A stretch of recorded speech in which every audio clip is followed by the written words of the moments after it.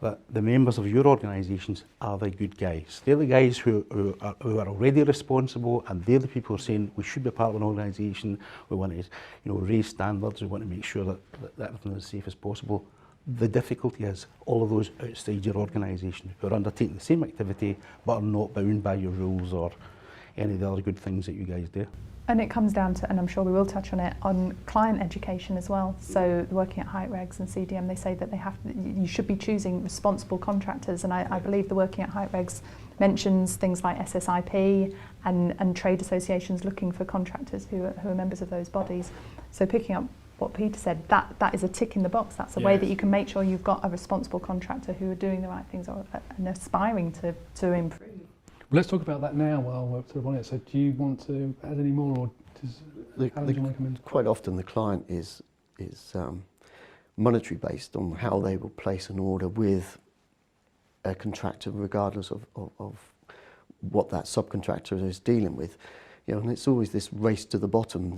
We can be cheaper, we can be cheaper, and I don't think we've got out of that over the years. When there's a recession, everybody starts to keep cutting prices, and it's not a case of whether we can do the job properly or whether we can do the job safely and on time. The client quite often thinks, well, they're a considerable amount cheaper, so I'll place my order with them and hope that nothing happens and comes back to me. And we find that as an industry that this race to the bottom, we can do it cheaper, is a common occurrence every day, to be honest with you. So not just responsible contractors, you need responsible clients as exactly. well. Yes. Yeah. I do think as well that you find that there is a level within industry where you have responsible clients, responsible contractors who employ responsible subcontractors, and who have all the bits in place. And then there is this subculture underneath where you don't have responsible clients, you don't have responsible contractors, nobody's paying any particular attention to whether this organisation or whether this subcontractor has any credentials that make them competent to undertake the activity. And it's this part at the bottom that is the most difficult bit for us to get to. And I know we'll come back to that again, I'm sure, at some point, because that is a difficult to reach area. James, did you want to add anything to My stance on that would come from the key specification, the driving of the fit for purpose, if you like, specification of the products and ancillaries that you put into these buildings.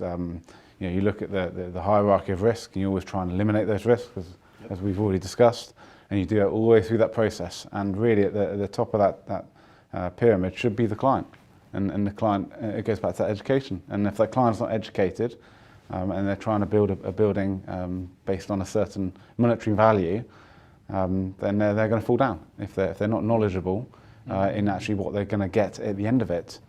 And you see that in all walks of life. But in the construction side of things, you're building these buildings to last for the duration of how long they need to use them. But then you're also looking at that. I want to say cradle to grave, but it's more cradle to cradle. So the refurb and the ongoing use of these structures and buildings, and so it's not just during construction, it's while it's been occupied, and it's also after that, what's going to happen to these buildings, and making sure that you emit those risks throughout the whole gestation of it. This is a challenge, and it's a challenge not just the client, but from client and designer, where certainly in my discussions with designers, architects, and by extension for clients, I've not met anyone yet that takes the responsibility seriously to eliminate risk of fall. I don't see it. I see with designers and possibly with clients as well, who are more intent on the aesthetics. The building has to look nice, has to look lovely, and I'm not going to spoil it by putting a BMU at the top of it, because that's going to spoil the line of it. And so, in the nicest possible way, what we see fairly regularly is with these lovely buildings with big atria, is that they know they've got a responsibility for ongoing maintenance, and they've got to advise their client on that. And the answer is very simple: spider machine or rope access. Problem solved. I'm out here.